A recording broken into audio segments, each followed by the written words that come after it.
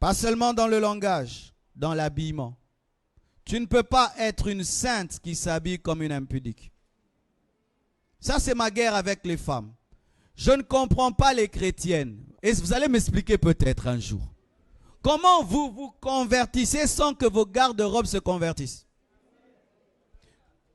Comment je peux dire que j'ai abandonné l'impudicité, mais je m'habille de manière impudique? Quand on dit fouiller l'impudicité, c'est même dans le vêtement. Une femme qui est convertie ne peut pas porter un habit qui sert son corps et qui montre les parties de son corps. Dans ce domaine-là, les musulmans doivent nous enseigner. Et je vois même dans les églises, une sœur qui est interprète du pasteur. Un pantalon qui sert. Non, non, non, non. Il n'y a pas de conversion sans sacrifice. Et si vous dites la mode, tu peux créer ta propre mode. Tu peux créer ton propre style de vêtements.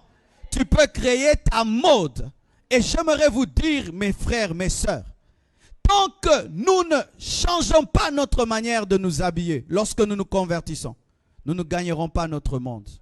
Tu dis que tu pries, mais voilà que tu t'habilles comme moi. Tu dis que tu sers Dieu, voilà que tu t'habilles comme moi. Ce n'est pas aussi que vous devez être sale, ou mal habillé, ou ne pas vous parfumer, vous faire joli. Mais habille-toi comme une princesse. Habille-toi comme une servante de Dieu. Lorsque tu veux sortir, regarde-toi devant un miroir et pose-toi cette question. Si Jésus était une fille, est-ce qu'il allait porter ses vêtements? Ma soeur, tu es venue aujourd'hui. Est-ce que Jésus te ressemble? Si Jésus était une fille, il serait venu comme ça à l'église. Mais il serait habillé comme moi. Si Jésus était là, il serait habillé comme ça. Mais est-ce qu'il serait habillé comme toi? Les femmes s'habillent ainsi à cause de 2 ou 3 choses. 1. Vous ne croyez pas. Vous ne croyez pas que Dieu peut vous donner le mariage sans être sexy. Vous devez avoir la foi en Dieu.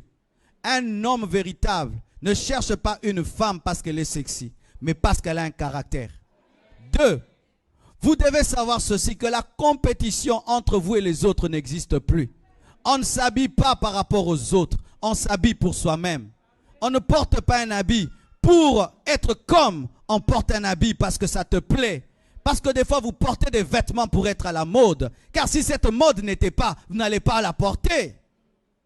3e chose, vous devez savoir que vous êtes des servantes de Dieu. Est-ce que tu peux venir sur cette chaire, prêcher la parole avec cet habit? Non. J'ai remarqué ceci dans notre assemblée. Lorsqu'une sœur doit ce jour-là exhorter, elle s'habille correctement. Le lendemain, elle rentre dans ses trucs. Parce qu'elle pense quoi? On sert Dieu à la chair, alors qu'on sert Dieu dans la vie. Fuyez l'impudicité. Fuyez l'impudicité. Que Dieu vous bénisse abondamment.